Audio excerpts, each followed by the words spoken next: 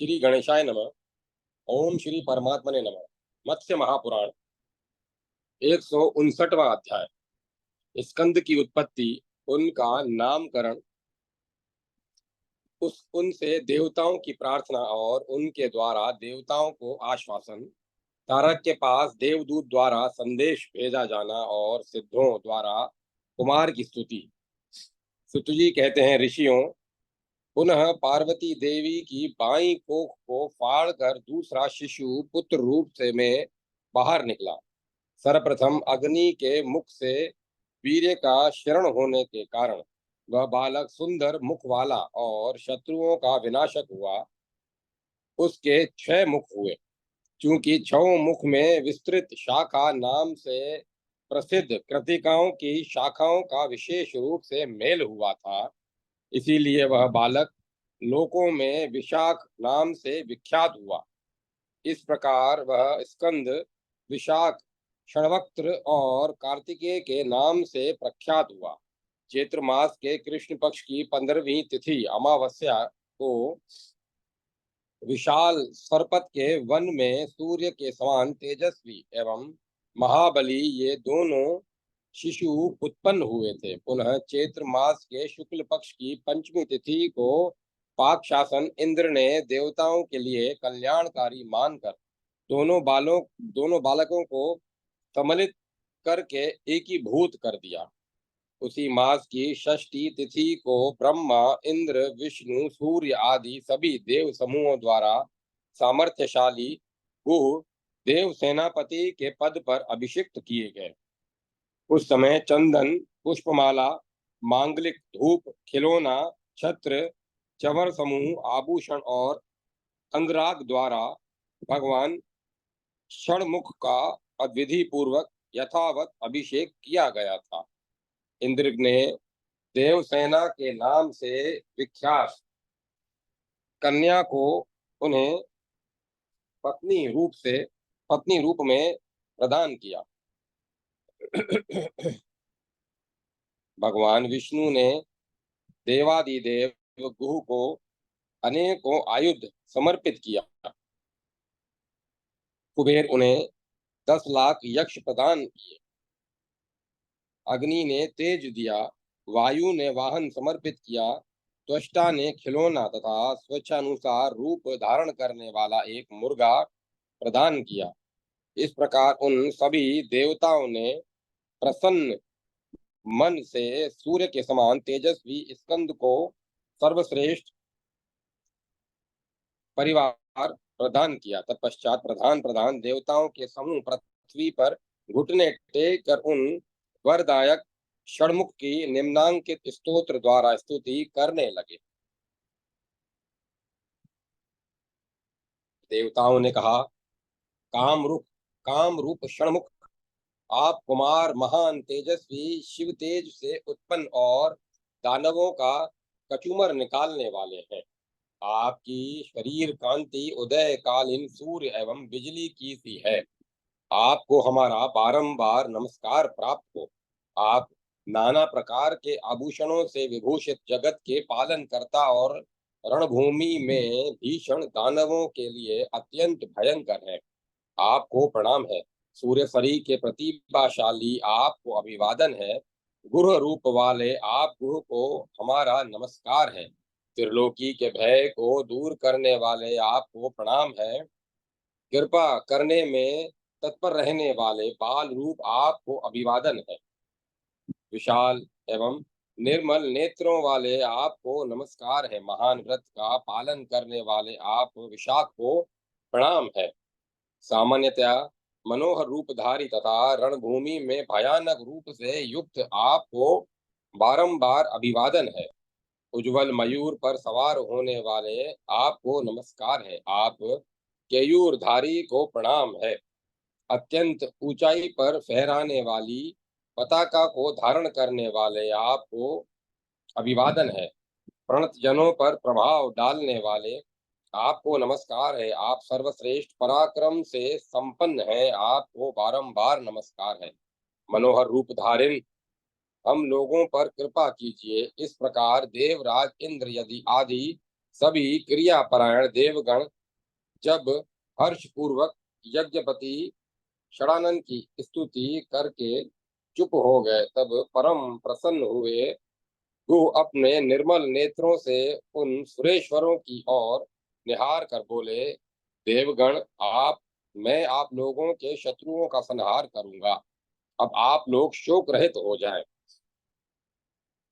कुमार ने पूछा, देवगण, आप लोग निसंकोच बतलाएं कि मैं आप लोगों की किन कौन सी अभिलाषा पूर्ण करूं। वह उत्तम अभिलाषा जिसे आप लोगों ने अपने हृदय में चिरकाल से सोच रखा है, यदि दुसाध्य भी होगी तो भी मैं उसे अवश्य पूर्ण करूंगा। कुमार द्वारा इस प्रकार पूछे जाने पर सभी देवता उनके मनो अनुकूल हो सिर झुकाकर महात्मा गुह से बोले, भय विनाशक गुह, तारक नाम वाले दैत्येंद्र ने सभी देवकुलों का विनाश कर दिया है। वह बलवान, दुर्जय, अत्यंत दुष्ट, दुराचारी और अतिशय क्रोधी है। आप उसी का वध कीजिए। यही हम लोगों की हार्दिक अभिलाषा है। देवताओं द्वारा ऐसा निवेदन किए जाने पर गुह ने तथेति कहकर उनकी प्रार्थना स्वीकार कर ली। तत्पश्चात वे जगन्नाथ गुह देवेश्वरों द्वारा स्तुति किए जाते हुए संपूर्ण देवगणों के साथ जगत के कटक स्वरूप तारक का वध करने के लिए प्रस्थित हुए। तदुपरांत सहायक उपलब्ध हो जाने पर इंद्र ने एक कठोर वचन बोलने वाले दूत को दैत्य से तारक के पास भेजा। वह भयंकर रूपधारी दूत दैत्य राज के पास जाकर निर्भय होकर बोला। दूत ने कहा, दैत्य केतु तारकासुर, स्वर्ग के अधीश्वर देवराज इंद्र ने तुम्हें कुछ संदेश कहला भेजा है। उसे सुनकर तुम शक्ति पूर्वक स्वेच्छानुसार प्रयत्न करो। उन्होंने कहलाया है कि दानव जगत का विनाश करके तुमने जो पाप कमाया है, तुम्हारे उस पाप का शासन करने के लिए मैं प्रस्तुत हूँ। इस समय मैं त्रिभुवन का राजा हूँ। दूत की ऐसी बात सुनकर तारक के नेत्र क्रोध से लाल हो गए। उसकी विभूति प्राय नष्ट हो चुकी थी। तब उस दुरात्मा ने दूत से कहा, तारक बोला, इंद्र, मैंने रणभूमि में सैकड़ों बार तुम्हारे पुरुषार्थ को देख लिया है। दुर्बुद्धि इंद्र, निर्लज होने के कारण तुम्हें ऐसा कहते हुए लज्जा नहीं आती। ऐसा उत्तर पाकर दूत के चले जाने पर दानवराज तारक विचार करने लगा कि किसी विशिष्ट की सहायता प्राप्त हुए बिना इंद्र इस तरह की बातें नहीं कह सकते, क्योंकि वे हमसे पराजित हो चुके हैं। पता नहीं अकस्मात उन्हें कहाँ से सहायता उपलब्ध हो गई है। इसी बीच उस दुष्ट चेष्टा वाले दानव को अनर्थ सूचक निमित्त दिख पड़े। उसी समय आकाश से भूतल पर धूल की वर्षा होने लगी तथा रक्तपात होने लगा। उसकी भुजाएं और नेत्र कांपने लगे। उसका मुख सूख गया और उसके मन में घबराहट उत्पन्न हो गई। उसे अपनी पत्नियों के मुख कमल मलिन दिख पड़ने लगे तथा अनर्थ की सूचना देने वाली भयंकर दुष्ट प्राणियों के दर्शन हुए। किंतु उन सब का कुछ भी विचार न कर दैत्य तारक क्षण भर में ही चिंता रहित हो गया। इतने में ही अट्टालिका पर बैठे हुए दैत्य ने आती हुई देवताओं की सेना को देखा, जिसमें गजयूथों के बजते हुए घंटों का उत्कट शब्द हो रहा था। उसी प्रकार जो घोड़ों की टापों से पिसी हुई धूलों से आच्छादित होने के कारण पीली दिख रही थी तथा चलते हुए रथों के ऊपर फहराते हुए ध्वज समूहों डुलाए जाते हुए देवताओं के चवरों और अद्भुत आकार वाले विमानों से सुशोभित थी, जो आभूषणों से विभूषित, किन्नरों के गान से निनादित, नाना प्रकार के स्वर्गीय वृक्षों के खिले हुए पुष्पों को मस्तक पर धारण करने वाले सैनिकों से युक्त, म्यान रहित, शस्त्रास्त्रों से परिष्कृत और निर्मल कवचों से युक्त थी, जिसमें बंदियों द्वारा गाई जाती हुई स्तुतियों के शब्द सुनाई पड़ रहे थे और जो नाना प्रकार के बाजों से निनादित हो रही थी। उन्हें देखकर तारका का मन कुछ उद्भ्रांत हो उठा। तब वह विचार करने लगा कि उसे देखकर तारक का मन कुछ उद्भ्रांत हो उठा। तब वह विचार करने लगा कि यह कौन अपूर्व योद्धा हो सकता है जिसे मैंने पराजित नहीं किया है। इस प्रकार वह दैत्य जब चिंता से व्याकुल हो रहा था, उसी समय उसने सिद्ध बंदियों द्वारा गाई जाती हुई यह कठोर अक्षरों वाली एवं हृदय विदारणी गाथा सुनी। कुमार, अप्रमेय शक्ति की किरणों से आपका वर्ण पीला हो गया है। आप अपने भुजदंडों से प्रचंड युद्ध का दृश्य उत्पन्न कर देने वाले भक्तों के लिए सुखदायक कुमुदनी के वन को विकसित करने के लिए चंद्रमा और दैत्य कुल रूप महासागर के लिए बड़वानल के समान है। आपकी जय हो, जय हो। षणमुख मधुर शब्द करने वाले मयूर आपका वाहन है। आपका सिंहासन देवताओं के मुकुटों की कोर से संगठित चरण नखों के अंकुर से सुशोभित होता है। आपका रुचिर चूड़ा समूह नूतन एवं निर्मल कमल दल के सम्मेलन से सुशोभित होता है। आप दैत्य वंश के लिए दुस्सह दावानल के समान है। आपकी जय हो। ऐश्वर्यशाली विशाख आपकी जय हो। आप संपूर्ण लोकों का उद्धार करने वाले हैं। आपकी जय हो। देवसेना के नायक की जय हो। स्कंद आप गौरी नंदन और घंटा के प्रेमी हैं। ऐश्वर्यशाली प्रिय विशाख आप हाथ में पताका समूह धारण करने वाले हैं और आपकी छवि स्वर्ण में आभूषण धारण करने से सूर्य के समान चमकीली है। आपकी जय हो। आप भय उत्पन्न करने वाले और लीला पूर्वक संपूर्ण शत्रुओं के विनाश करता है। आपकी जय हो। आप संपूर्ण लोकों के उदारक तथा असुरवर दैत्य तारक के विनाशकारक हैं। आपकी जय हो। सप्त दिवसीय बालक स्कंद आप समस्त भुवनों के शोक का विनाश करने वाले हैं। आपकी जय हो, जय हो। इस प्रकार श्री मत्स्य महापुराण में देवसुर संग्राम में रणोद्योग नामक 159वां अध्याय संपूर्ण हुआ। जय माता सरस्वती। जय माता सरस्वती। 160वां अध्याय तारकासुर और कुमार का भीषण युद्ध तथा कुमार द्वारा तारक का वध।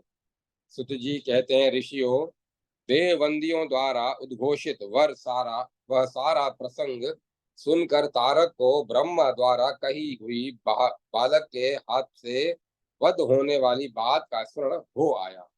तब वह काल धर्म का स्मरण कर कवच रहित अवस्था में अकेले पैदल ही तुरंत अपने भवन से बाहर निकल पड़ा। उस समय उसका चित्त शोक से ग्रस्त था।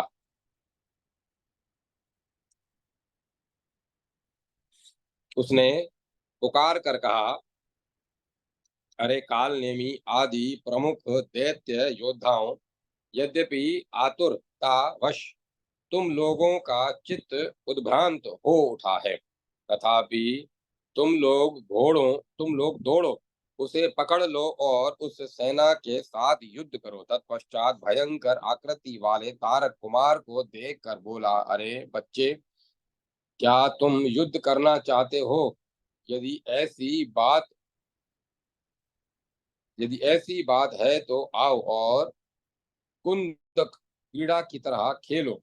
तुमने अभी तक रणभूमि में भय उत्पन्न करने वाले दानवों को नहीं देखा है।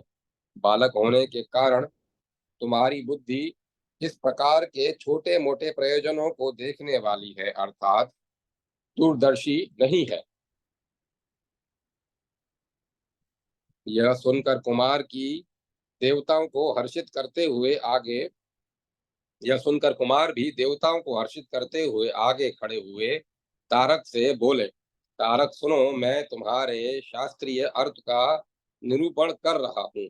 निर्भीक योद्धा स्मर भूमि समर भूमि में शास्त्रीय प्रयोजन को नहीं देखते।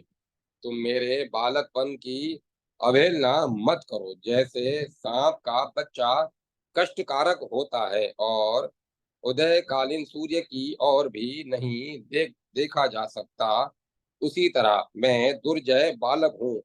दैत्य थोड़े अक्षरों वाला मंत्र क्या महान स्फूर्तिदायक नहीं देखा जाता। कुमार इस प्रकार की बातें कह ही रहे थे कि दैत्य ने उन पर मुदगर से आघात किया। तब कुमार ने अपने अमोघ वर्चस्वी वज्र से उसे निरस्त कर दिया।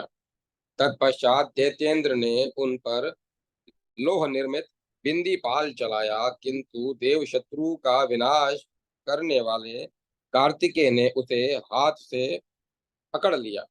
फिर षडानन ने उसे दैत्य के ऊपर घोर शब्द करती हुई गदा फेंकी। उस गदा से आहत हो वह दैत्य पर्वतराज की तरह कांप उठा।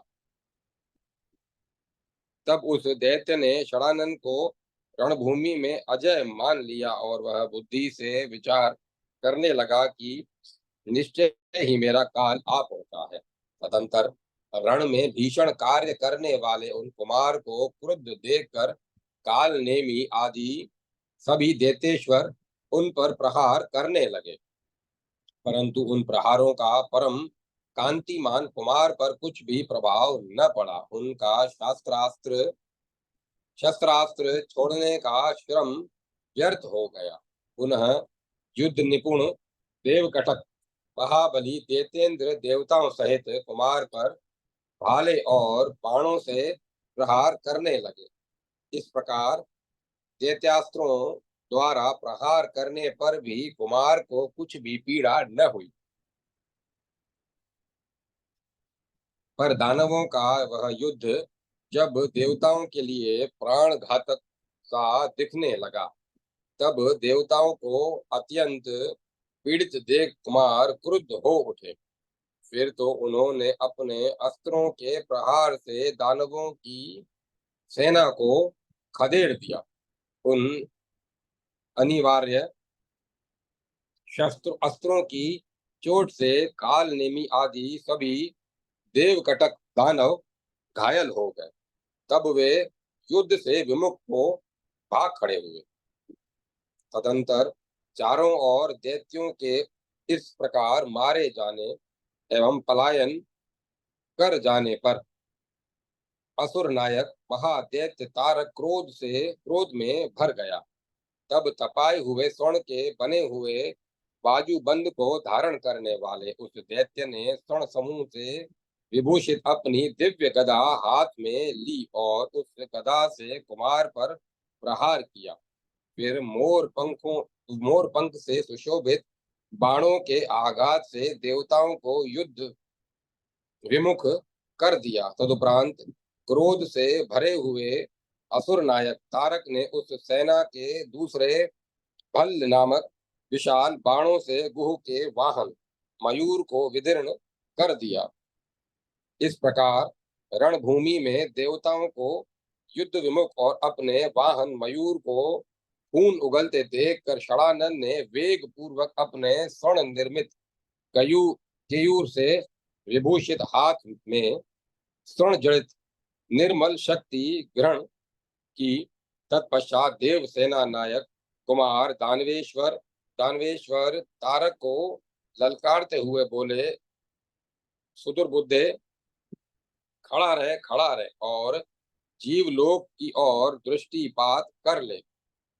अपने भली भांति सीखे हुए शस्त्र का स्मरण कर ले। अब तू मेरी शक्ति द्वारा मारा जा चुका अब तू मेरी शक्ति द्वारा मारा जा चुका।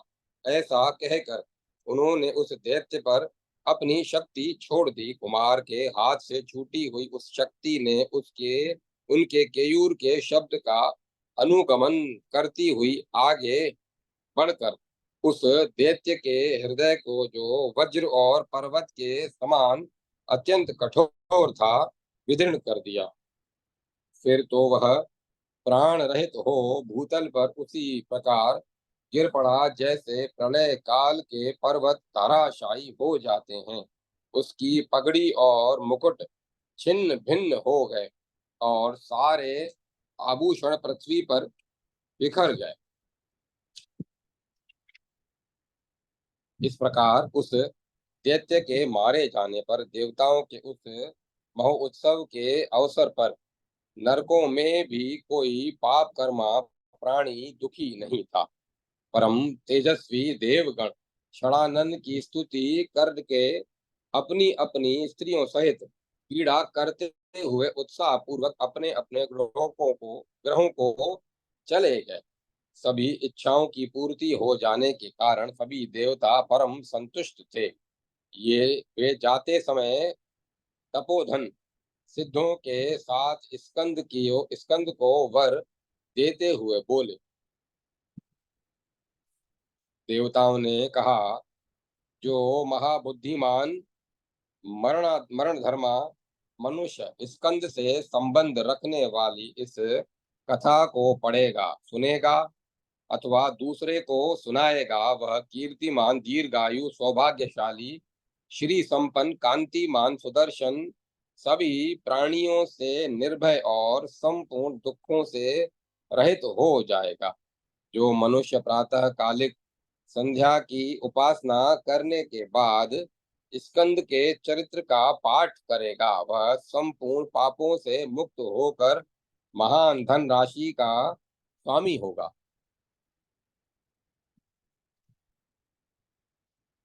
वह परम दिव्य स्कंद चरित्र बालकों, रोगियों और राजद्वार पर सेवा करने वाले पुरुषों के लिए सर्वदा सभी कामनाओं को पूर्ण करने वाला है। इसका पाठ करने वाला मनुष्य शरीरांत होने पर षडानन की सायुज्यता को प्राप्त हो जाएगा। इस प्रकार श्री मत्स्य महापुराण में तारक वध नामक 160वां अध्याय संपूर्ण हुआ। जय माता सरस्वती। जय मां सरस्वती। 161वां अध्याय। हिरण्यकश्यपु की तपस्या, ब्रह्मा द्वारा उसे वर प्राप्ति, हिरण्यकश्यपु का अत्याचार, विष्णु द्वारा देवताओं को अभयदान, भगवान विष्णु का नरसिंह रूप धारण करके हिरण्यकश्यपु की विचित्र सभा में प्रवेश।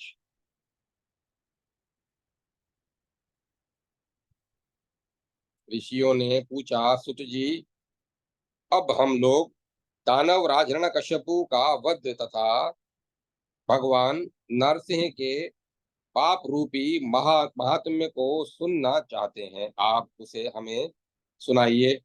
सुत जी कहते हैं, विप्रवरों, पूर्व काल में कृतयुग में दैत्यों के आदि पुरुष सामर्थ्यशाली हिरण्यकश्यपु ने महान तप किया।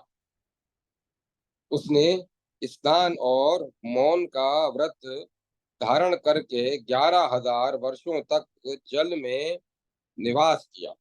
तब उसके मन संयम, इंद्रिय निग्रह, ब्रह्मचर्य, तपस्या और नियम पालन से ब्रह्मा प्रसन्न हो गए।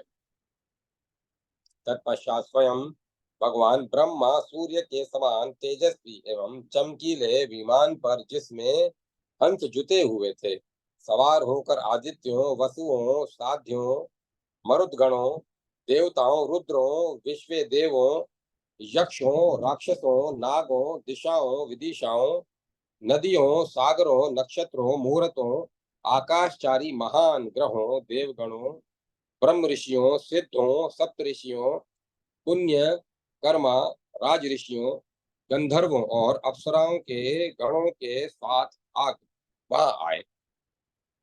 तदुपरांत संपूर्ण देवताओं से घिरे हुए ब्रह्मवेताओं में श्रेष्ठ चराचर गुरु श्रीमान ब्रह्मा उस दैत्य से इस प्रकार बोले, सुवर्त, तुम जैसे भक्त की इस तपस्या से मैं प्रसन्न हूँ, तुम्हारा कल्याण हो। अब तुम यथेष्ट वर मांग लो और अपना मनोरथ सिद्ध करो। हिरण्यकश्यपु बोला, देवस्तम, देवता, असुर, गंधर्व, यक्ष, नाग, राक्षस, मनुष्य अथवा पिशाच, ये कोई भी मुझे न मार सके। प्रपितामह ऋषिगण अपने शापों द्वारा मुझे अभिशप्त न कर सके। न अस्त्र से, न शस्त्र से, न पर्वत से, न वृक्ष से, न शुष्क पदार्थ से, न गीले पदार्थ से, न दिन में न रात में, अर्थात कभी भी अथवा किसी से भी मेरी मृत्यु न हो। मैं ही सूर्य, चंद्रमा, वायु, अग्नि, जल, आकाश, नक्षत्र, दसों दिशाओं, क्रोध, काम, वरुण, इंद्र, यम, धनाध्यक्ष कुबेर और किम पुरुषों का अधीश्वर यक्ष हो जाऊं। यदि आप मुझ पर प्रसन्न हैं तो मैं यही वर मांग रहा। ब्रह्मा जी ने कहा, तात, मैंने तुम्हें इन दिव्य एवं अद्भुत वरदानों को प्रदान कर दिया। वत्स, तुम सदा सभी मनोरथों को प्राप्त करते रहोगे, इसमें संशय नहीं है। ऐसा कहकर भगवान ब्रह्मा आकाश मार्ग से ब्रह्म ऋषियों द्वारा सेवित अपने वैराज नामक निवास स्थान में को चले गए। तदंतर ऋषियों सहित देवता, नाग और गंधर्व इस प्रकार के वर प्रदान की बात सुनते ही पितामह के पास पहुंचे और बोले, देवताओं ने कहा, भगवान, आपके इस वर प्रदान में तो वह असुर हम लोगों का वध कर डालेगा। अतः प्रभु, कृपा कीजिए, शीघ्र ही उसके वध का भी उपाय सोचिए। भगवान, आप स्वयं संपूर्ण प्राणियों के आदि कर्ता, स्वामी, हव्य और एवं कव्य के सृष्टा, अव्यक्त प्रकृति और सर्वज्ञ हैं। देवताओं के समस्त लोकों के लिए हितकारक ऐसे वचन को सुनकर प्रजापति ब्रह्मा ने अपने परम शीतल वचन रूपी जल से देवताओं को संसिस्त एवं आश्वस्त करते हुए बोले, देवगण, उसे अपनी तपस्या का फल तो अवश्य ही मिलना चाहिए।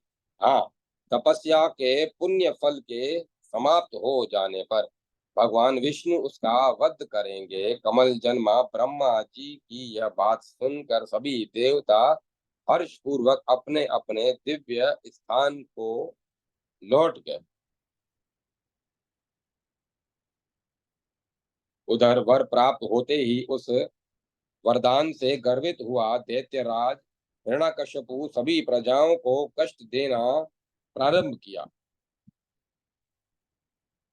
उस दानव ने आश्रम में जाकर उन महान भाग्यशाली मुनियों को, जो उत्तम व्रत का पालन करने वाले, सत्य धर्म परायण और जितेंद्रिय थे, ग्रसित कर दिया। उस महान असुर ने त्रिभुवन में स्थित सभी देवताओं को पराजित कर दिया। तब वह दानव त्रिलोकी को अपने अधीन करके स्वर्ग में निवास करने लगा। इस प्रकार काल धर्म की प्रेरणा से जब उसने वरदान के मद से उन्मत्त हो दैत्यों को यज्ञ भाग का अधिकारी बनाया और देवताओं को उनके समुचित यज्ञ भागों से वंचित कर दिया, तब आदित्यगण, साध्यगण, विश्वेदेव, असुरगण, इंद्र सहित देवगण, यक्ष, सिद्धगण और महर्षिगण, ये सभी उन महाबली विष्णु की शरण में गए, जो शरणदाता देवादिदेव यज्ञ मूर्ति वसुदेव के पुत्र और अविनाशी हैं। देवताओं ने कहा, महाभाग्यशाली नारायण, हम सभी देवता आपकी शरण में आए हुए हैं, आप हमारी रक्षा कीजिए। सभी प्रभो, आप दैत्यराज हिरण्यकश्यपु का वध कीजिए। सुरोत्तम, आप ही हम लोगों के परम पालक हैं, आप ही हम लोगों के सर्वोत्कृष्ट गुरु हैं, और आप ही हम ब्रह्मा आदि देवताओं के परम देव हैं। भगवान विष्णु ने कहा, देवताओं, तुम लोग भय छोड़ दो, मैं तुम लोगों को अभय दान दे रहा हूँ। पहले की तरह तुम लोगों का शीघ्र ही स्वर्ग पर अधिकार हो जाएगा।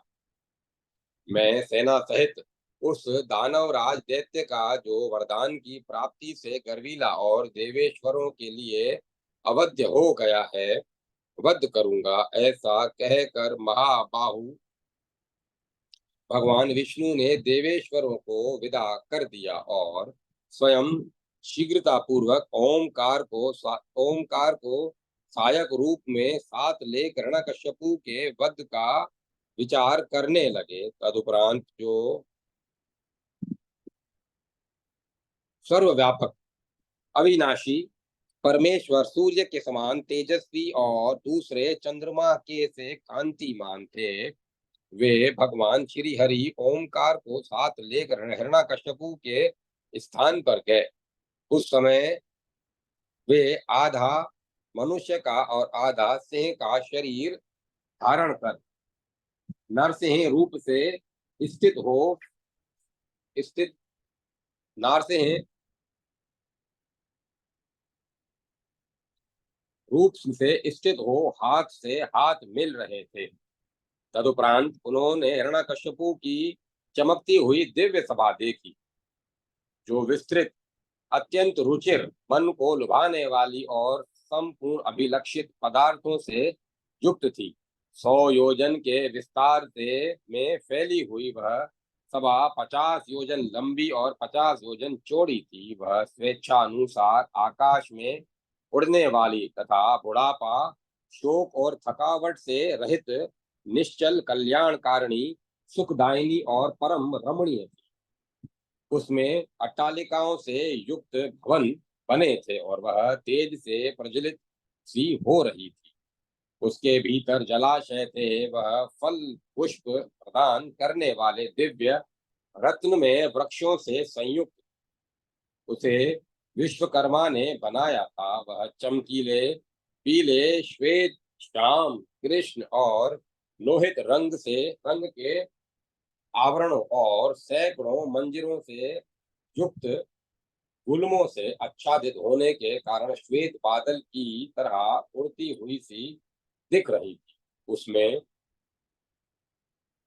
उसमें से किरणें फूट रही थी। वह चमकीली और दिव्य गंध से युक्त होने के कारण मनोरम थी। वह सर्वथा सुखदायिनी थी। उसमें दुख, सर्दी और धूप का नाम निशान नहीं। उसमें पहुंचकर दानवों को भूख, प्यास और ग्लानि की प्राप्ति नहीं होती थी। वह चित्र विचित्र रंग वाले एवं अत्यंत चमकीले नाना प्रकार के खंभों से युक्त थी, परंतु उन खंभों पर आधारित नहीं थी। वहां रात नहीं होती थी, अपितु निरंतर दिन ही बना रहता था। वह अपनी प्रभा से सूर्य, चंद्रमा और अग्नि का तिरस्कार कर रही थी तथा स्वर्ग लोक में स्थित होकर अनेकों सूर्य को उद्भासित करती हुई सी उद्दीप्त हो रही थी। सभी प्रकार के मनोरथ, चाहे वे दिव्य हो या मानुष, सब के सब वहां प्रचुर मात्रा में उपलब्ध थे। वहां असंख्य प्रकार के अधिक से अधिक रसीले भक्ष्य और भोज्य पदार्थ और पुण्य गंधमयी मालाएं सुलभ थी। वहां के वृक्ष नित्य पुष्प और फल देने वाले थे। वहां का जल गर्मी में शीतल और सर्दी में उष्ण रहता था। वहां नदियों और सरोवरों के तट पर बड़ी बड़ी शाखाओं वाले वृक्ष लगे थे, जिसके अग्रभाग में पुष्प खिले हुए थे और जो लाल लाल पल्लवों और अंकुरों से सुशोभित एवं लता रूपी वितान से आच्छादित थे। भगवान नारसिंह वहां ऐसे अनेकों प्रकार के वृक्ष देखे भगवान नारसिंह वहां ऐसे अनेकों प्रकार के वृक्ष देखे जो सुगंधित पुष्पों और रसदार फलों से लदे हुए। वहां यत्र तत्र सरोवर भी थे, जिनमें न तो अत्यंत शीतल और न गर्म जल भरा रहता था। भगवान नरसिंह ने उसकी सभा में सभी पुण्य क्षेत्रों को भी देखा, जो सुगंध युक्त कमल, श्वेत कमल, लाल कमल, नील कमल और कुमुदनी आदि पुष्पों से तथा अत्यंत सुंदर काली चोंच और काले पैरों वाले हंसों, परम प्रिय लगने वाले राजहंसों, पदकों, चाक चक्रवाकों, रसों, सारसों, करांकुलों एवं स्फटिक की सी कांति वाले निर्मल और पीले पंखों से सुशोभित अन्य अन्य पक्षियों से आच्छादित थे। उनमें बहुत से हंस कूज रहे थे और सर्वज्ञ सरसों की बोली सरसों सर्वत्र सारसों की बोली सुनाई पड़ती थी। भगवान नारसिंह से पर्वत शिखरों पर पुष्पों से लदी हुई अनेकों प्रकार की लताओं को भी देखा, जो सुंदर मंजरियों से सुशोभित थी और जिनसे मनोरम गंध फैल रही थी। उस सभा में केतकी, अशोक, सरल, चीड़, पुनांग, तिलक, अर्जुन, आम, निप, प्रस्थ पुष्प, कदम्ब, बकुल, धव, प्रियंगु, पाटल, शालमली, हरिद्रक, साल, ताल, तमाल, मनोरम, चंपक, विद्रुम तथा प्रज्वलित अग्नि की सी कांति वाले अन्यान्य वृक्ष फूलों से लदे हुए शोभा पा रहे थे। वहां अर्जुन और अशोक के से वर्ण वाले मोटी मोटी डालों और एवं सुंदर शाखाओं से युक्त बहुत से चित्रक, रेंड एवं तिलक के वृक्ष थे, जिनकी ऊंचाई अनेकों ताल वृक्षों के बराबर थी। वहां वरुण, वत्सनाभ, कटहल, चंदन, सुंदर पुष्पों से युक्त निप, नीम, पीपल, तिंदुक, पारिजात, लोध्र, मल्लिका, भद्रदारू, आंवला, जामुन, बड़हर, शेल बालुक, खजूर, नारियल, हरितक, विभीतक,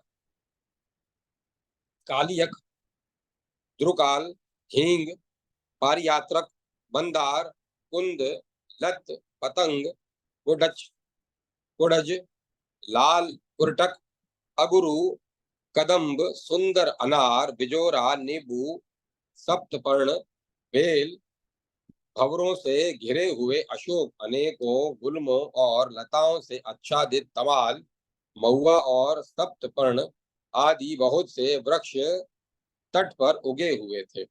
वहां पत्र, पुष्प और फल से सुशोभित अनेकों प्रकार की लताएं फैली हुई थी। वे ये तथा अनेक अतिरिक्त अन्य ये तथा इनके अतिरिक्त अन्य बहुत से जंगली वृक्ष नाना प्रकार के पुष्पों और फलों से लदे हुए चारों ओर शोभा पा रहे थे। चकोर, शतपत्र, कड़फोड़ुआ, मतवाली, कोयल और मैना एक पुष्पित वृक्ष के पल्लव से उड़कर दूसरे पुष्पित महान वृक्ष पर बैठ रही थी। वहां रक्त, पित्त और अरुण वर्ण वाले बहुतेरे पक्षी वृक्षों के शिखरों पर बैठे थे तथा चकोर प्रसन्न मन से परस्पर एक दूसरे की ओर देख रहे थे। उसी सभा में उस उस समय दैत्यराज हिरण्यकश्यपु सूर्य के समान चमकीले एवं दिव्य बिछोनों से आच्छादित एक 10 नल्व प्रमाण वाले रमणीय दिव्य सिंहासन पर आसीन था। वह विचित्र ढंग से आभूषणों और वस्त्रों से सुसज्जित तथा हजारों स्त्रियों से घिरा हुआ था। उसके कुंडल बहुमूल्य मणियों और हीरे की प्रभा से उद्भासित हो रहे थे। ऐसे उदीप्त कुंडलों से विभूषित दैत्यराज हिरण्यकश्यपु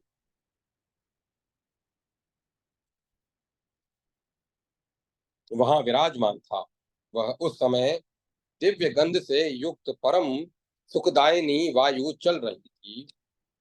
परिचारक गण महादैत्य हिरण्यकश्यपु की सेवा में जुटे हुए थे। गंधर्व श्रेष्ठ दिव्य तान द्वारा गीत आलाप रहे थे। उस समय विश्वाची सहजन्या सुविख्यात प्रमलोचा दिव्य सौरभेरी समीची पुंजिक स्थली मिश्रकेशी रंभा पवित्र मुस्कान वाली चित्रलेखा चारुकेशी धुतराची मेनका और उर्वशी ये तथा अन्य हजारों नाचने गाने में निपुण अप्सराएं सामर्थ्यशाली दैत्यराज हिरण्यकश्यपु की सेवा में उपस्थित थी। अनुपम कर्म करने वाले सामर्थ्यशाली महाबाहु हिरण्यकश्यपु के वहां विराजमान होने पर वर प्राप्ति वाले सैकड़ों हजारों दैत्य उसकी सेवा करते रहते थे। बलि विरोचन भूमि पुत्र नरक प्रहलाद विप्रचित्ति महान असुर कविष्ट सुरहंता दुखहंता सुनामा असुर श्रेष्ठ सुमति कटोधर महापार्श्व क्रथन पिठर विश्वरूप स्वरूप महाबली स्वबल दक्षग्रीव वाली महान असुर मेघवासा घटास्य अकंपन प्रजन और इंद्रतापन ये तथा उनके अतिरिक्त अन्य बहुत से दैत्यों एवं दानवों के समुदाय महान आत्मबल से संपन्न एवं सामर्थ्यशाली हिरण्यकश्यपु की सेवा कर रहे थे। उन सभी के कानों में चमकीले कुंडल झलमला रहे थे और गले में माला शोभा पा रही थी। वे सभी बोलने में निपुण तथा सदा व्रत का पालन करने वाले थे। वे सभी शूरवीर वरदान से संपन्न मृत्यु रहित और दिव्य वस्त्रों से विभूषित थे। वे अग्नि के समान चमकीले विविध प्रकार के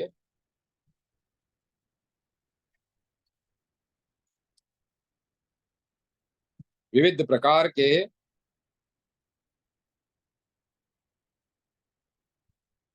विमानों से संपन्न थे। उनके शरीर आभूषणों से विभूषित थे। उनकी भुजाओं पर विचित्र केयूर बंधा हुआ था और उनके शरीर महेंद्र के समान सुंदर थे। इस प्रकार वे दैत्य सब तरह से हिरण्यकश्यपु की उपासना कर रहे थे। उस दिव्य सभा में बैठने वाले सभी असुर पर्वत के समान विशाल काय थे। उनका शरीर स्वर्ण के समान चमकीला था और उनकी कांति सूर्य के समान थी। महान आत्मबल से संपन्न उस दैत्य से हिरण्यकश्यपु का जैसा ऐश्वर्य था वैसा न कभी देखा गया था और न सुना ही गया था। जिसमें स्वर्ण और चांदी की सुंदर वेदिकाएं बनी थी। रत्न जटित रत्न जड़ित होने के कारण जिसकी गलियां अत्यंत मनोहर लग रही थी और जो सुंदर ढंग से बनाए गए रत्नों के झरोखों से सुशोभित थी। उस समय में भगवान नरसिंह ने दिति नंदन हिरण्यकश्यपु को देखा। उसका शरीर स्वर्ण निर्मित विमल हार से विभूषित था। वह सूर्य की उत्कट प्रभा के समान उद्दीप्त हो रहा था और उसकी सैकड़ों हजारों दिव्य दैत्य सेवा कर रहे थे। इस प्रकार श्री मत्स्य महापुराण के नरसिंह प्रादुर्भाव प्रसंग में 161वां अध्याय संपूर्ण हुआ। जय माता सरस्वती। जय माता सरस्वती। 162वां अध्याय प्रहलाद द्वारा भगवान नरसिंह का स्वरूप वर्णन तथा नरसिंह और दानवों का भीषण युद्ध। सुत जी कहते हैं, ऋषियों, तदंतर राख में छिपी हुई अग्नि की तरह नरसिंह शरीर में छिपे हुए महात्मा विष्णु को काल चक्र की भांति आया देख हिरण्यकश्यपु के पुत्र पराक्रमी प्रहलाद ने दिव्य दृष्टि से सिंह को देखकर समझ लिया कि भगवान विष्णु आ गए। सुमेरु पर्वत की सी कांति वाले अपूर्व शरीर को धारण किए हुए उस सिंह को देखकर हिरण्यकश्यपु सहित सभी दानव घबरा गए। तब प्रहलाद ने कहा, महाबाहु महाराज, आप दैत्यों के मूल पुरुष हैं। आपके इस नरसिंह शरीर के विषय में अब तक कभी कुछ न सुना ही गया और न इसे कभी देखा ही गया। अज्ञात रूप से उत्पन्न होने वाला यह कौन सा दिव्य रूप आ पहुंचा है। मुझे लगता है कि आपका यह भयंकर रूप दैत्यों का अंत ही करने वाला है। इस सिंह के शरीर में सभी देवता, समुद्र, सभी नदियां, हिमवान, पारी यात्र, विंध्य आदि सभी कुल पर्वत, नक्षत्रों, आदित्य गणों और वसु गणों सहित चंदन, चंद्रमा, कुबेर, वरुण, यमराज, शचीपति इंद्र, मरुदगण, गंधर्वगण, तपोधन, महर्षि, नाग, यक्ष, पिशाच, भयंकर पराक्रमी राक्षस, ब्रह्मा और भगवान शंकर स्थित हैं। ये सभी ललाट में स्थित होकर भ्रमण कर रहे हैं।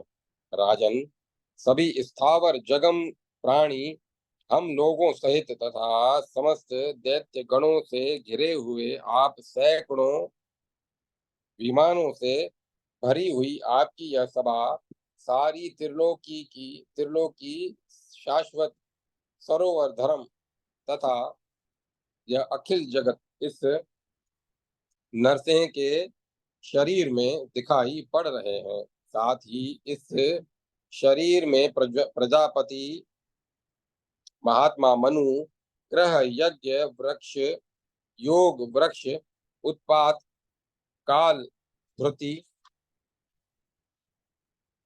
मति, रति, सत्य, तप, तम, महानुभाव, सनत कुमार, वैश्वे देव गण, सभी ऋषि गण, क्रोध, काम, हर्ष, धर्म, मोह और सभी पितृगण भी विद्यमान है। इस प्रकार प्रहलाद की बात सुनकर दानव गणों के अधीश्वर सामर्थ्यशाली हिरण्यकश्यपु ने सभी दानव गणों को आदेश देते हुए कहा, दानवों, अपूर्व शरीर धारण करने वाले इस महेंद्र को पकड़ लो, अथवा यदि पकड़ने में कोई संदेह हो तो इस बनेले जीव को मार डालो। यह सुनकर वे सभी दानवगण हर्ष पूर्वक उस भयंकर पराक्रमी मृगेंद्र पर टूट पड़े और बल पूर्वक त्रास देने लगे। तदंतर मुख फैलाए हुए काल की तरह भीषण दिखने वाले महाबली नरसिंह ने सिंहनाद करके उस सारी सभा को नष्ट भ्रष्ट कर दिया। सभा को विध्वंस होते देख हिरण्यकश्यपु के नेत्र क्रोध से व्याकुल हो गए। तब वह स्वयं नरसिंह पर अस्त्र छोड़ने लगा। उस समय हिरण्यकश्यपु संपूर्ण अस्त्रों में सबसे बड़ा दंड अस्त्र, अत्यंत भीषण काल चक्र, अतिशय भयंकर विष्णु चक्र, त्रिलोकी को भस्म कर देने वाला अत्यंत उग्र पितामह का महान अस्त्र ब्रह्मास्त्र, विचित्र वज्र, सूखी और गीली दोनों प्रकार की अश्नि, भयानक तथा उग्र शूल, कंकाल, मूसल, मोहन, शोषण, संतापन, विलापन, वायव, मथन, कापाल, केंकर, अमोघ शक्ति, क्रोधास्त्र, ब्रह्मशिरा अस्त्र, सोमास्त्र, शिशिर, कंपन, शातन, अत्यंत भयंकर त्वष्टास्त्र, कभी शुद्ध न होने वाला काल मुदगर, महाबलशाली तपन, संवर्तन, मादन, परमोत्कृष्ट मायाधर, परम प्रिय गंधर्वास्त्र, असी रत्न, नंदक, प्रस्वापन, प्रमथन, सर्वोत्तम वरुणास्त्र, जिसकी गति अप्रतिहत होती है, ऐसा पशुपातास्त्र, है शिरा अस्त्र, ब्रह्म अस्त्र, नारायणास्त्र, इंद्रास्त्र, अद्भुत नागस्त्र, अजय पेशाचास्त्र, शोषण शामन, महाबल से संपन्न धावन, प्रस्थापन, विकम्पन, इन सभी दिव्यास्त्रों को नरसिंह के ऊपर उसी प्रकार छोड़ रहा था मानो प्रज्वलित अग्नि में आहुति डाल रहा हो। उस असुरेश्वर ने नरसिंह को प्रज्वलित अस्त्रों द्वारा ऐसा आच्छादित कर दिया जैसे ग्रीष्म ऋतु में सूर्य अपनी किरणों से हिमवान पर्वत को ढक लेते हैं। दैत्यों का वह सेना रूपी सागर क्रोध रूपी वायु से उच्छ्वलित हो उठा और क्षण मात्र में ही वहां की भूमि पर इस प्रकार छा गया जैसे सागर मेनाक पर्वत को डुबोकर उबल उबल उठा था। फिर तो वे भाला, पाश, तलवार, गदा, मूसल, वज्र, अग्नि सहित अश्विनी अशनि, विशाल वृक्ष, मुदगर, बिंदीपाल, शिला, ओखली, पर्वत, प्रज्वलित शतग्नि, तोप और अत्यंत भीषण दंड से नरसिंह पर प्रहार करने लगे। उस समय महेंद्र के वज्र एवं अशनि के समान वेगशाली वे दानव हाथ में पाश लिए हुए चारों ओर अपनी भुजाओं और शरीरों को ऊपर उठाए हुए स्थित थे, जो तीन शिखा वाले नागपाश की तरह दिख रहे थे। उनके शरीर सोने की मालाओं से विभूषित थे। उनके अंगों पर पीला रेशमी वस्त्र शोभा पा रहा था तथा कटिबंध मोतियों की लड़ियों से संयुक्त थे, जिससे वे विशाल पंखधारी हंस की भांति शोभा पा रहे थे। केयूर, मुकुट और कंकण से सुशोभित उन उत्कट पराक्रमी एवं वायु के समान ओजस्वी दानवों के मस्तक प्रातःकालीन सूर्य की किरणों की कांति सदृश चमक रहे थे। उन महाबली दानवों द्वारा चलाए गए भयंकर एवं उद्दीप्त महान अस्त्र समूह से आच्छादित हुए भगवान नरसिंह उसी प्रकार शोभा पा रहे थे मानो निरंतर वर्षा करने वाले बादल और वृक्षों से अंधकारित किए गए गुफाओं से युक्त पर्वत हों। संगठित हुए उन महाबली दैत्यों द्वारा महान अस्त्र समूहों से आघात किए जाने पर भी प्रतापशाली भगवान नरसिंह युद्ध स्थल में विचलित नहीं हुए, अपितु प्रकृति से अटल होने वाले हिमवान की तरह अडिंग होकर खड़े रहे।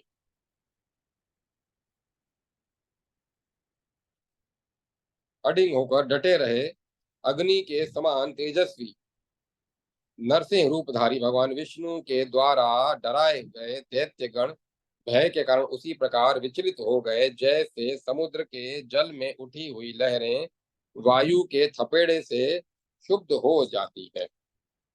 इस प्रकार श्री मत्स्य महापुराण में नरसिंह प्रादुर्भाव नाम 162वां अध्याय संपूर्ण हुआ। जय माता सरस्वती।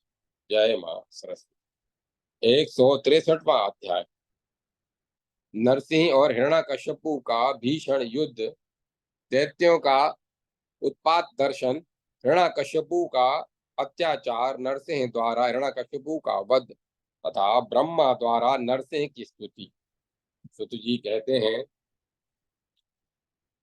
ऋषियों, उन दानवों में किन्हीं के मुख गधे और कुत्ते के समान थे, तो कुछ मकर और सर्प के से मुख वाले थे, किन्हीं के मुख भेड़िया सदृश, तो कुछ के सूअर जैसे थे, कुछ उदयकालीन सूर्य के समान, तो कुछ धूमकेतु से मुख वाले थे, किन्हीं के मुख अर्धचंद्र तथा किन्हीं के अग्नि की तरह उदीप्त थे, किन्हीं का मुख आधा ही था, किन्हीं के मुख हंस और मुर्गे के समान थे, किन्हीं के मुख फैले हुए थे, जो बड़े भयावने लग रहे थे, कुछ सिंह के से मुख वाले दानव जीभ लपलपा रहे थे, किन्हीं के मुख कौओं और गिद्धों जैसे थे, किन्हीं के मुख में दो जीवा थी, किन्हीं के मस्तक टेढ़े थे और कुछ उनका शरीर के मुख वाले थे, किन्हीं के मुख महाग्राह सदृश थे। इस प्रकार वे बलाभिमानी दानव रणभूमि में पर्वत के समान सुदृढ़ शरीर वाले उन अवध्य मृगेंद्र के शरीर पर बाणों की वृष्टि करके उन्हें पीड़ित न कर सके। तब क्रुद्ध हुए सर्प की भांति निश्वास छोड़ते हुए वे दानवेश्वर नरसिंह के ऊपर पुनः दूसरे भयंकर बाणों की वृष्टि करने लगे, परंतु दानवेश्वरों द्वारा छोड़े गए वे भयंकर बाण उसी प्रकार आकाश में विलीन हो जाते थे, जैसे पर्वत पर चमकते हुए जुगनू। तत्पश्चात क्रोध से भरे हुए दैत्य शीघ्र ही नरसिंह के ऊपर चारों ओर से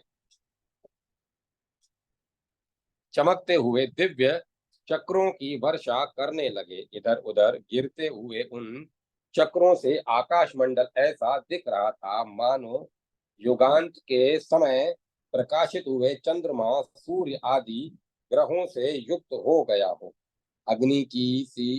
अग्नि की लपटों के समान उठते हुए उन सभी चक्रों द्वारा महात्मा नरसिंह निगल गए। उस समय उनके मुख में प्रविष्ट होते हुए वे चक्र मेघों की घनघोर घटा में घुसते हुए चंद्र सूर्य एवं अन्य ग्रहों की भांति सुशोभित हो रहे थे। तदंतर दैत्यराज हिरण्यकश्यपु ने भगवान नरसिंह पर पुनः अपनी भयंकर शक्ति छोड़ी, जो चमकीली अत्यंत शक्तिशालिनी और धुली होने के कारण बिजली सी चमक रही थी। तब उस उज्जवल शक्ति को अपनी ओर आती हुई देखकर भगवान नरसिंह ने अपने भयंकर हुंकार से ही उसे तोड़कर टुक टुक कर दिया। नरसिंह द्वारा तोड़ी गई वह शक्ति ऐसी शोभा पा रही थी, जैसे आकाश में भूतल पर गिरी हुई चिंगारियों सहित प्रज्वलित महान उल्का हो। नरसिंह के निकट पहुंची हुई दैत्यों द्वारा छोड़े गए बाणों की उज्जवल वर्णावली पंक्ति नीले कमल दल की माला की तरह शोभा पा रही थी। यह देखकर भगवान नरसिंह ने न्यायतः पराक्रम प्रदर्शित कर सुखपूर्वक गर्जना की और उस दानव सेना को वायु द्वारा उड़ाए गए क्षुद्र तिनकों की तरह खदेड़ दिया। तदुपरांत दैत्यगण आकाश में स्थित होकर पत्थर की वर्षा करने लगे। पत्थरों की वह वर्षा नरसिंह के विशाल मस्तक पर गिरकर चूर चूर हो जुगनुओं के विशाल मस्तक पर जुगनुओं के समूह की भांति दसों दिशाओं में बिखर गई। तब दैत्य गणों ने पुनः पर्वत सरी के शिलाखंडों, पर्वत शिखरों और पर्वतों से पत्थरों से उन शत्रु सदन नरसिंह को इस प्रकार आच्छादित कर दिया जैसे मेघ जल की धाराओं द्वारा पर्वत को ढक देते हैं। फिर भी वह दैत्य समुदाय उन देवश्रेष्ठ नरसिंह को उसी प्रकार विचलित नहीं कर सका जैसे भयंकर वेगशाली समुद्र पर्वत श्रेष्ठ मंदार को नहीं डिगा सका। तदंतर पत्थरों की वृष्टि के विफल हो जाने पर चारों ओर मूसलाधार जल की वृष्टि होने लगी। चारों ओर आकाश से गिरती हुई वे तीव्र वेगशाली धाराएं कब और से आकाश दिशाओं और विदिशाओं को आच्छादित करके लगातार भूतल पर गिर रही थी। यद्यपि वे धाराएं आकाश तथा पृथ्वी पर सर्वत्र सब प्रकार से व्याप्त थी, तथापि वे भगवान नरसिंह का स्पर्श नहीं कर पा रही थी।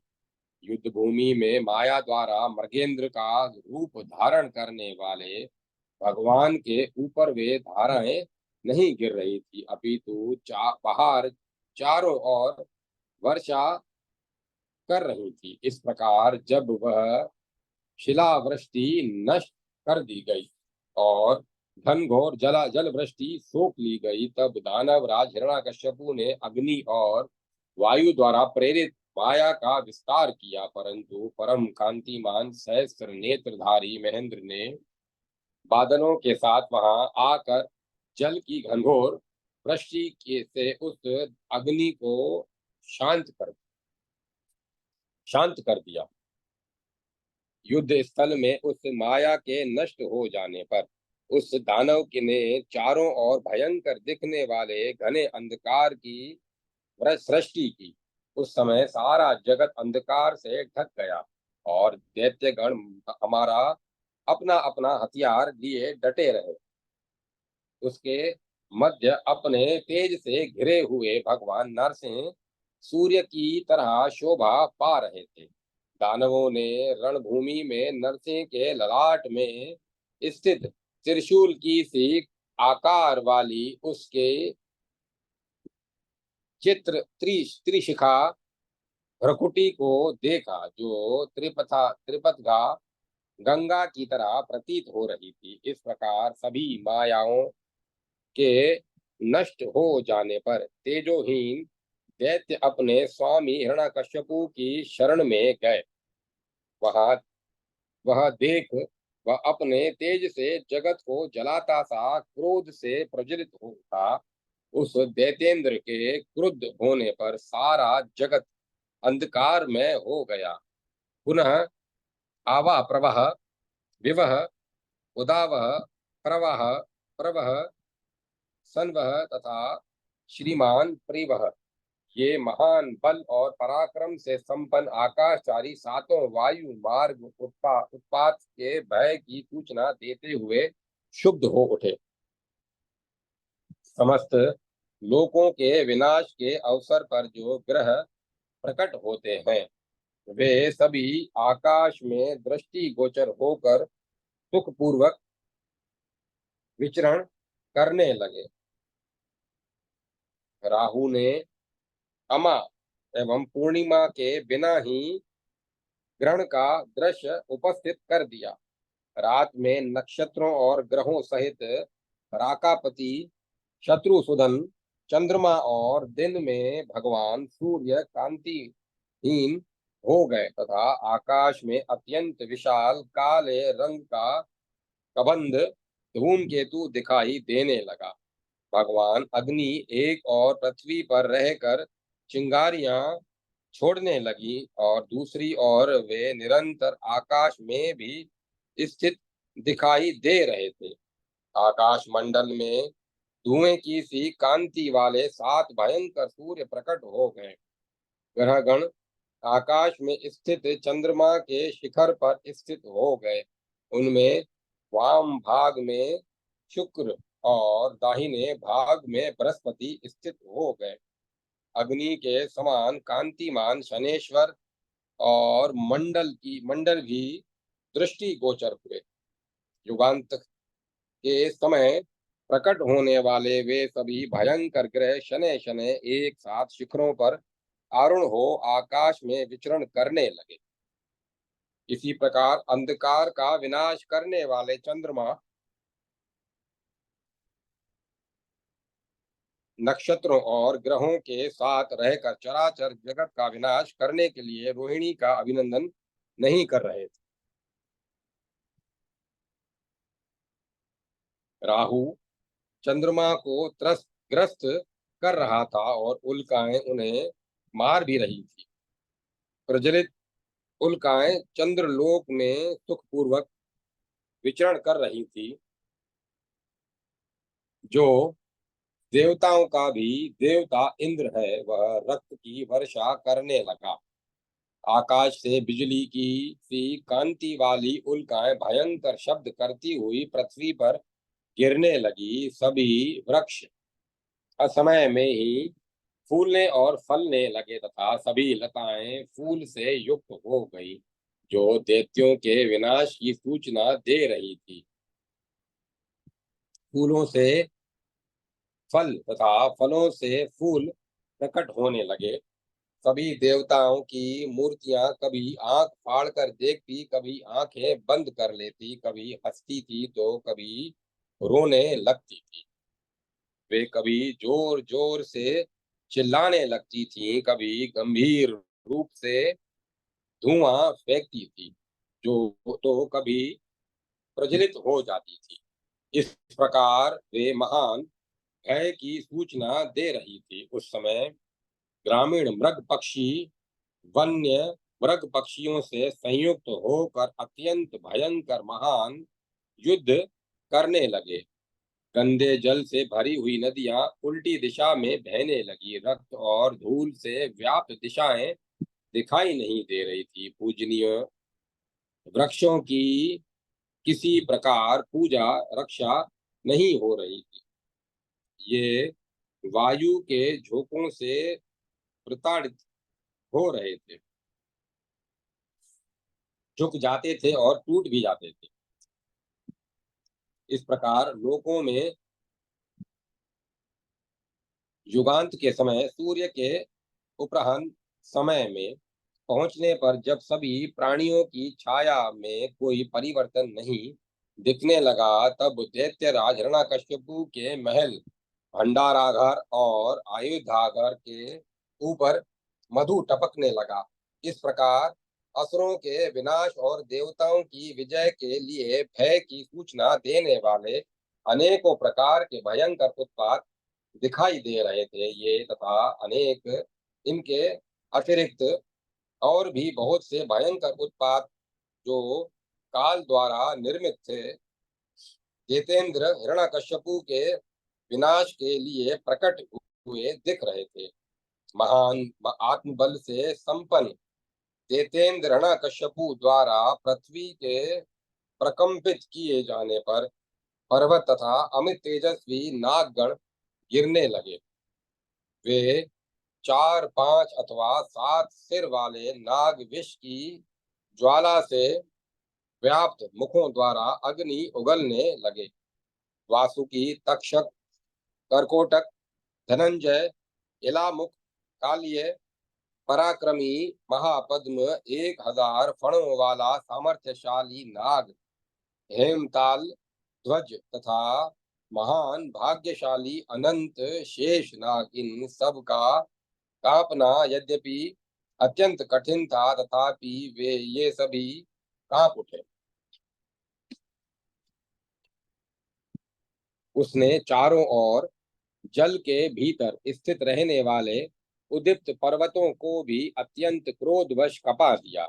उस समय पाताल लोक में विचरण करने वाले तेजस्वी नाग भी प्रकंपित हो उठे। इस प्रकार दैत्यराज हिरण्यकश्यपु क्रोधवश दांतों से होठों को दबाए हुए तब पृथ्वी पर खड़ा हुआ, तो वह पूर्व काल में प्रकट हुए वराह की तरह दिख रहा था। इसी प्रकार भागीरथी नदी, सरयू, कौशिकी, यमुना, कावेरी, कृष्णवेणा नदी, महाभागा, सुवेणा, गोदावरी नदी, चर्मवती, सिंधु नद और नदियों का स्वामी, कमल संपन्न करने वाला तथा मणि सदृश जल से परिपूर्ण शोण, पुण्य सलीला नर्मदा, वेत्रवती, गोकुल से सेवित होने वाली गोमती, प्राची, सरस्वती, मही, कालमही, तमसा, पुष्पवाहिनी, जम्बू द्वीप, संपूर्ण रत्नों से सुशोभित, रत्नवत, स्वर्ण की खानों से युक्त, स्वर्ण प्रकट, पर्वतों और कारणों से सुशोभित, महानद, लोहित्य, ऋषियों और वीर जनों का उत्पत्ति स्थान स्वरूप कोशीकरण नामक नगर, बड़े बड़े ग्रामों से युक्त मागध, मुंड, शुंग, सुहर, मल्ल, विदेह, मालव, काशी, कौशल, इन सब को तथा गरुड़ के भवन को, जो कैलाश से शिखर की सी आकृति वाला था तथा जिसे विश्वकर्मा ने बनाया था, उस देतेंद्र ने प्रकंपित कर दिया। रक्त रूपी जल से भरा हुआ महान भयंकर लोहित्य सागर तथा जो स्वर्णमयी वेदिका से युक्त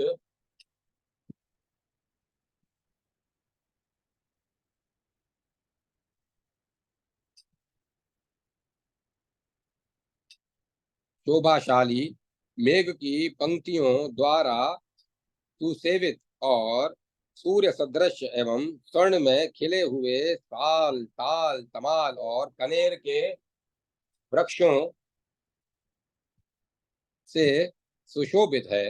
वह 100 योजन ऊंचा महान पर्वत उदयाचल, धातुओं से विभूषित अयोमुख नामक विख्यात पर्वत, तमाल, कनेर के गंध से सुवासित मलय, सुंदर मलय पर्वत, सौराष्ट्र, बहिषक, शूर, आबिर, भोज, पांड्य, वंग, कलिंग, ताम्रलिप्त, कुर्ड, पौंड्र, केरल, इन सब को तथा देवों और अप्सराओं के समूहों को उस दैत्य से ने शुद्ध कर दिया।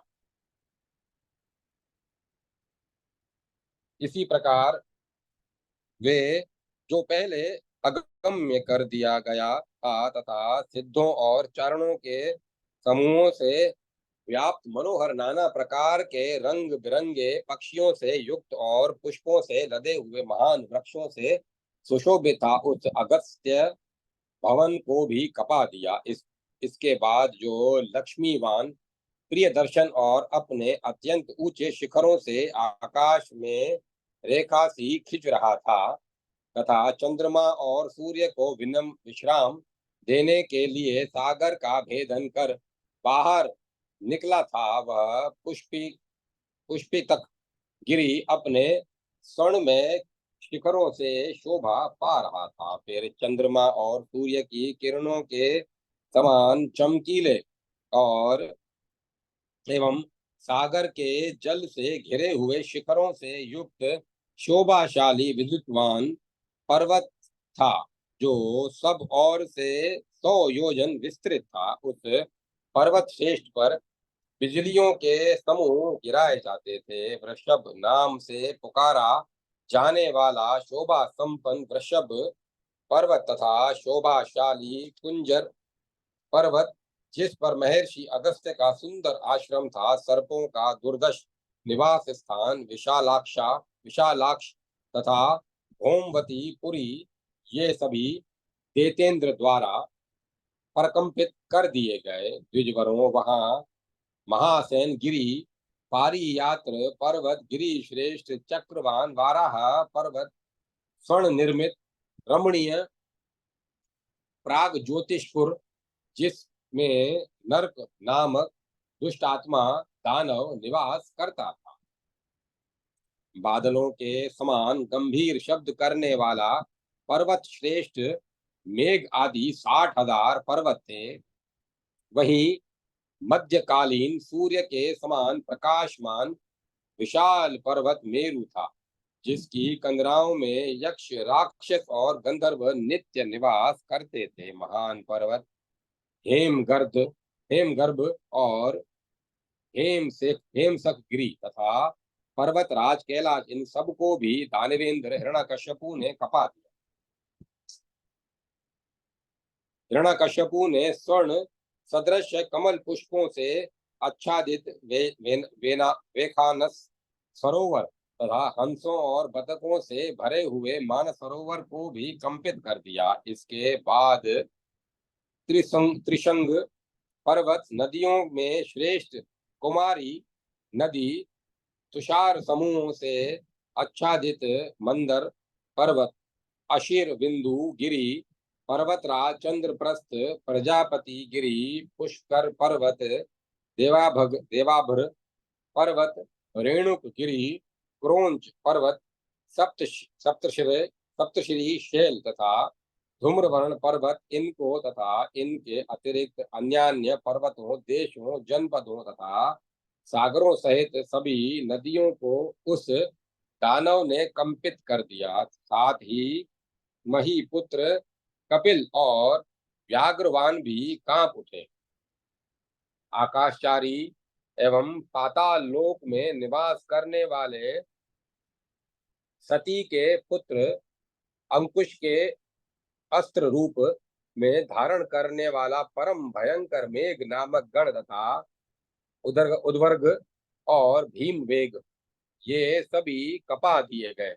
तदंतर जो गदा और त्रिशूल धारण किए हुए था, जिसकी आकृति बड़ी विकराल थी, जो देवताओं का शत्रु, घने बादलों के समान कांतिमान, घने बादल जैसा बोलने वाला, घने बादल सदृश गरजने वाला और बादल सा वेगशाली था, उस दिति नंदन वीरवर हिरण्यकश्यपु ने भगवान नरसिंह पर आक्रमण किया। तब युद्ध स्थल में ओमकार की सहायता से भगवान नरसिंह ने आकाश में उछलकर अपने तीखे विशाल नखों से उनके वक्ष स्थल को विदीर्ण कर उसे मार डाला। इस प्रकार उस दिति पुत्र हिरण्यकश्यपु के मौत के मुख में चले जाने पर पृथ्वी, काल, चंद्रमा, आकाश, ग्रह गण, सूर्य, सभी दिशाएं, नदियां, पर्वत और महासागर प्रसन्न हो गए। तदंतर हर्ष से फूले हुए देवताओं और तपोधन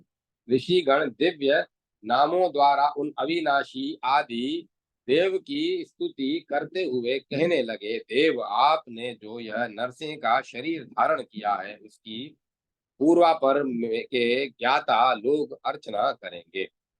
ब्रह्मा जी ने कहा, देव, आप ही ब्रह्मा, रुद्र और देव श्रेष्ठ महेंद्र हैं। आप ही लोकों के कर्ता, सहर्ता और उत्पत्ति स्थान है। आपका कभी विनाश नहीं होता। आपको ही परमोत्कृष्ट सिद्धि, परात्पर देव, परम मंत्र, परम हवि, परम धर्म, परम विश्व और आदि पुराण पुरुष कहा जाता है। आपको ही परम शरीर, परम ब्रह्म, परम योग, परमावाणी, परम रहस्य, परम गति और अग्र जन्मा पुराण पुरुष कहा जाता है। इसी प्रकार जो परात्पर पद, परात्पर देव, परात्पर भूत और सर्वश्रेष्ठ पुराण पुरुष है, वह आप ही हैं।